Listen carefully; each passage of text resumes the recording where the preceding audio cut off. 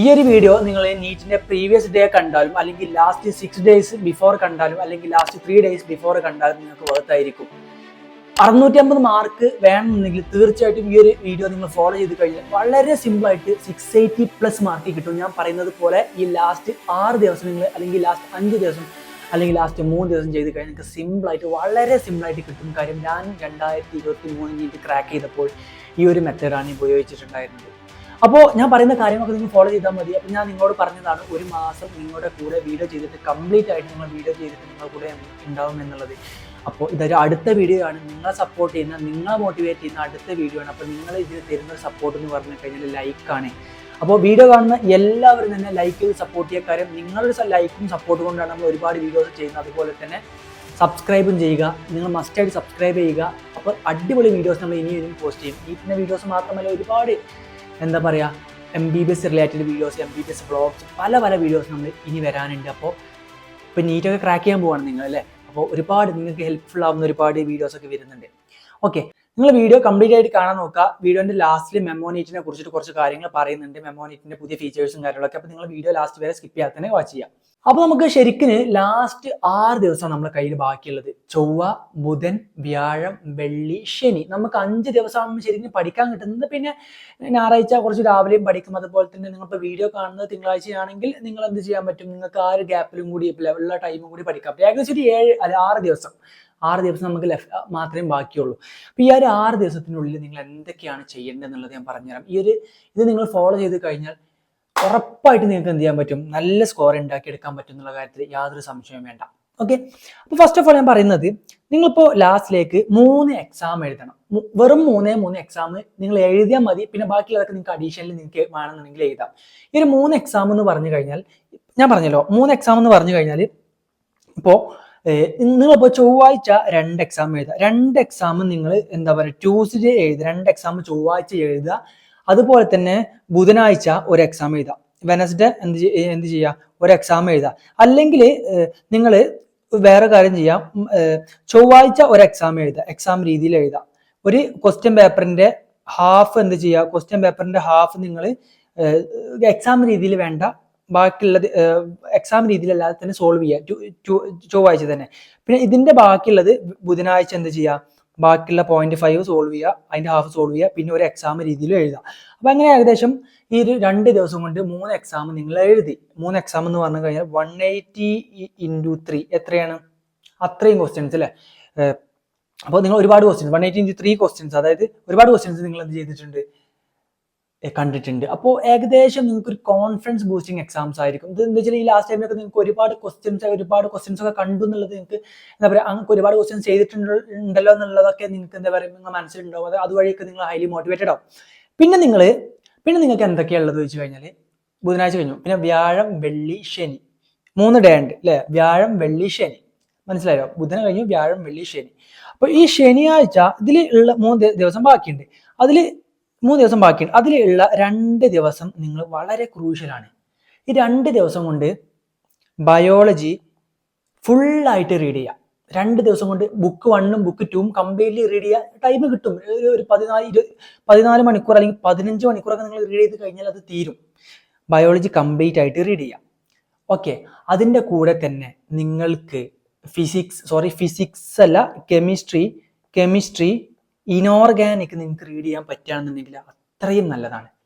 Okay, chemistry ഇനോർഗാനിക്കും അതുപോലെ തന്നെ organic reactions മാത്രം നോക്കുക, പെട്ടെന്ന് തീരും. ഓർഗാനിക് എല്ലാതും റീഡ് ചെയ്യാൻ പറ്റണമെന്നില്ല, എന്നാലും പറ്റുകയാണെന്നുണ്ടെങ്കിൽ റീഡ് ചെയ്യുക നിങ്ങൾക്ക് ഡിഫിക്കൽട്ട് ആയിട്ടുള്ള പോർഷൻസ്. ഓക്കെ, അല്ലെങ്കിൽ നിങ്ങൾ എന്ത് ചെയ്യുക, ഈ ഒരു ട്യൂസ്ഡേ വെനസ്ഡേ ഉണ്ടല്ലോ, അതിൽ നിങ്ങൾ കെമിസ്ട്രി ഒന്ന് റീഡ് ചെയ്യാനുള്ള ടൈം ഉണ്ടെങ്കിൽ അങ്ങനെ റീഡ് ചെയ്യുക. ഇനോർഗാനിക് മാത്രം, ഓർഗാനിക് നോക്കണ്ട. അപ്പൊ എന്ത് ചെയ്യുക, ഓർഗാനിക് ഈ ഒരു 2 ദിവസം ഗ്യാപ്പിൽ നോക്കാം. പിന്നെ നിങ്ങൾക്ക് ശനിയാഴ്ച മാത്രമുള്ളത് ലാസ്റ്റ് 1 ഡേ. ഈ ലാസ്റ്റ് ഒരു ദിവസം നിങ്ങൾ എന്താ ചെയ്യേണ്ടത്, വളരെ ക്രൂഷ്യൽ ആയിട്ടുള്ള ദിവസമാണ് ലാസ്റ്റ് 1 ഡേ. ഈ ലാസ്റ്റ് 1 ഡേയിൽ ഫിസിക്സ് എന്ത് ചെയ്യണം, കെമിസ്ട്രി എന്ത് ചെയ്യണം ഞാൻ പറഞ്ഞുതരാം.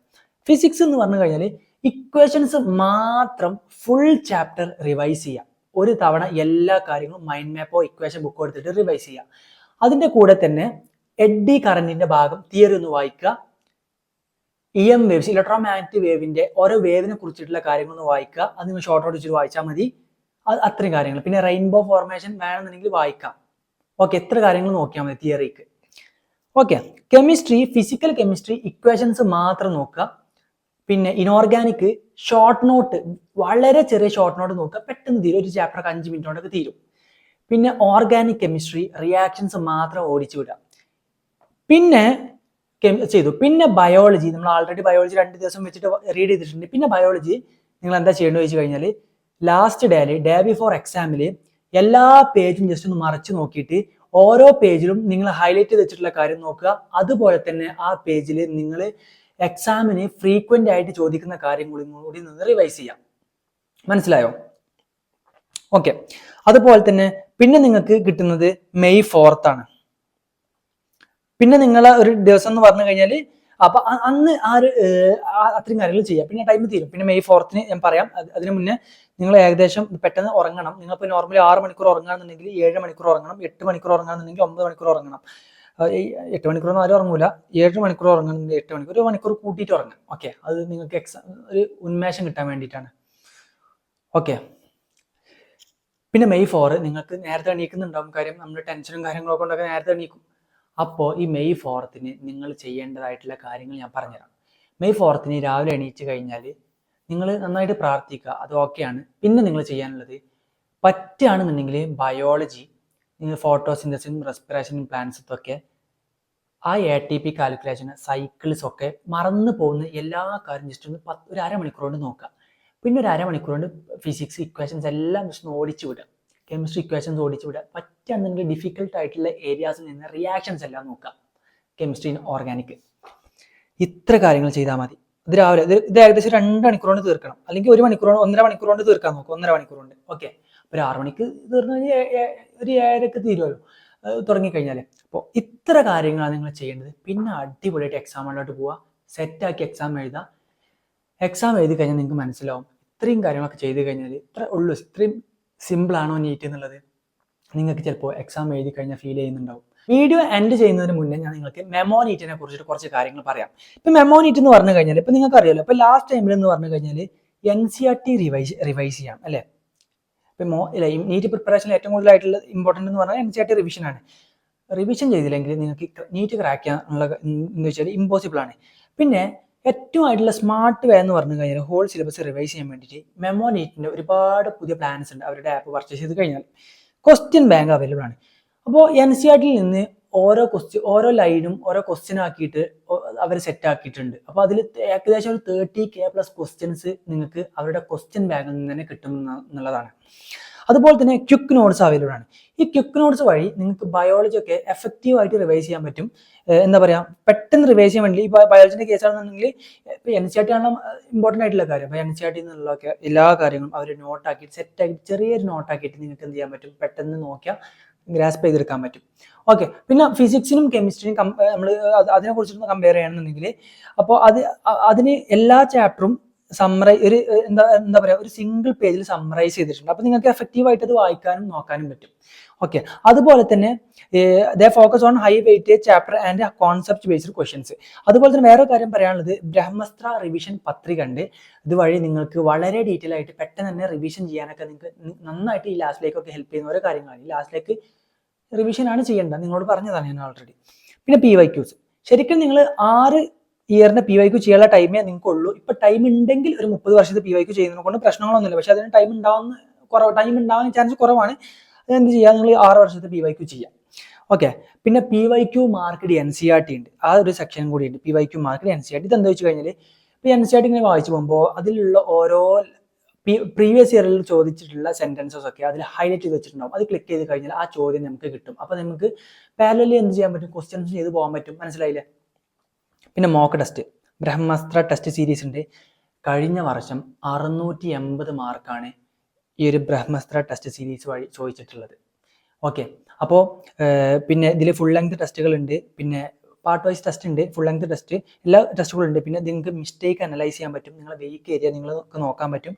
അതുവഴി നിങ്ങൾക്ക് ഇമ്പ്രൂവ് ചെയ്യാൻ പറ്റും.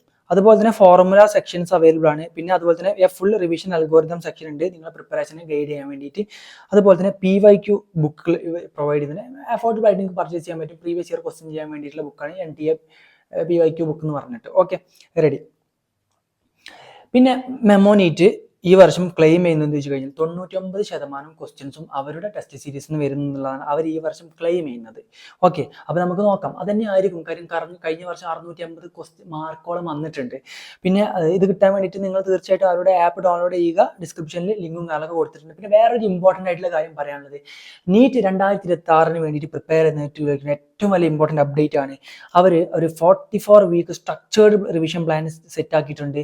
അത് അവരുടെ ആപ്പിൽ എത്രയും പെട്ടെന്ന് തന്നെ അവർ ലോഞ്ച് ചെയ്യും. അപ്പോൾ നിങ്ങൾ എല്ലാവരും തന്നെ അവരുടെ ആപ്പ് തുറക്കുക, ജോയിൻ ചെയ്യുക.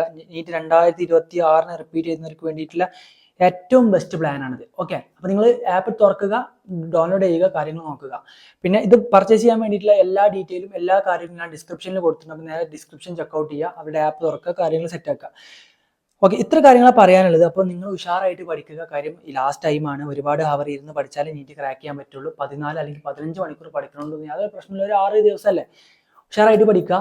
നീറ്റ് ക്രാക്ക് ചെയ്തിട്ട് തീർച്ചയായിട്ടും നമുക്കൊക്കെ ഫ്യൂച്ചറിൽ നമ്മൾ ഇപ്പം എൻ്റെ മെഡിക്കൽ കോളേജ് വന്ന് മഞ്ചേരി മെഡിക്കൽ കോളേജ് വന്നു കഴിഞ്ഞാൽ അവിടുന്ന് നമുക്ക് മീറ്റ് ചെയ്യാം. ഉഷാറായിട്ട് പഠിക്കുക, നന്നായിട്ട് പ്രാർത്ഥിക്കുക. നിങ്ങൾക്ക് നീറ്റ് ക്രാക്ക് ചെയ്യാൻ പറ്റും. ഞാൻ ചിലപ്പോൾ എൻ്റെ ജൂനിയറായിട്ട് വരും. All the best guys.